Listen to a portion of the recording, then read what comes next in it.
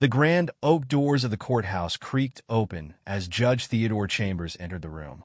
Known for his unyielding rulings and cold demeanor, he had spent years crafting a reputation as a man whose gavel showed no mercy, particularly to those he deemed undeserving. Sitting in the defendant's seat was Maya Brooks, a composed black woman dressed in a tailored suit. Her piercing gaze scanned the courtroom, seemingly undaunted by the intimidating atmosphere. For Judge Chambers, she was just another name on his docket, a nobody to swiftly reprimand. But Maya Brooks was no ordinary defendant. As the case unfolded, the judge's dismissive attitude would lead him into a confrontation that would not only expose his deep-seated prejudice, but also reveal a shocking truth about Maya's identity, one that would leave him and the courtroom stunned. The courtroom settled into an uneasy silence as the bailiff called Maya's case. The charges were minor, but strategically inflated: trespassing on private property and disturbing the peace. Maya stepped forward with calm precision, her every movement exuding a quiet strength that unsettled Judge Chambers. "Ms. Brooks," Judge Chambers began, his tone dripping with disdain, "you stand accused of unlawfully entering private property and disrupting the peace. How do you plead?" "Not guilty, Your Honor," Maya replied, her voice firm and unwavering. Chambers leaned back, his eyes narrowing. "Not guilty? The evidence seems quite clear. Witnesses reported seeing you on the property, causing a disturbance." Maya met his gaze without flinching. "Your Honor, I was on that property to assist an elderly woman who had collapsed in her front yard. I called for help and stayed until paramedics arrived. The disturbance was my attempt to save her life."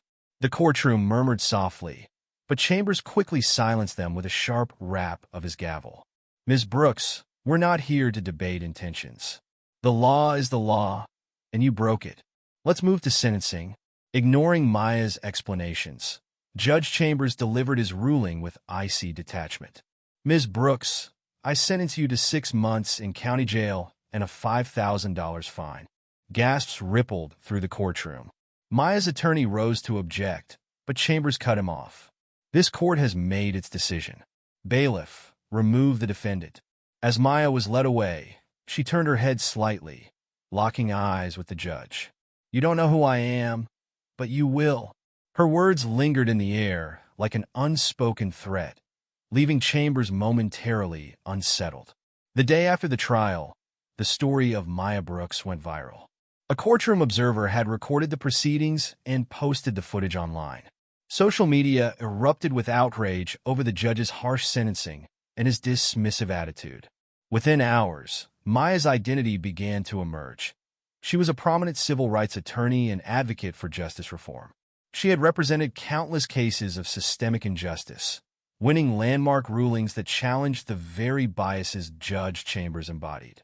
As the headlines grew louder, Chambers' name became synonymous with judicial prejudice.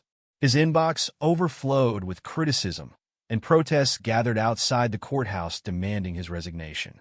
It wasn't until the governor's office called that Chambers began to grasp the depth of his mistake. "Judge Chambers, this is Governor Simmons," the voice on the other end said curtly. "Do you have any idea who Maya Brooks is?" Chambers stammered. "She's just a defendant." "Wrong," the governor snapped.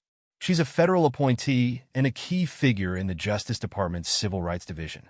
And, Judge Chambers, she's the one reviewing your bench performance as part of a federal oversight committee." Chambers' face drained of color. 2 days later, Maya returned to the courthouse, not as a defendant, but as a federal official conducting an oversight hearing. Judge Chambers sat at the witness table, a shadow of his former self, as Maya presided over the proceedings. "Judge Chambers," Maya began, her voice steady but cutting, "do you recall the events of my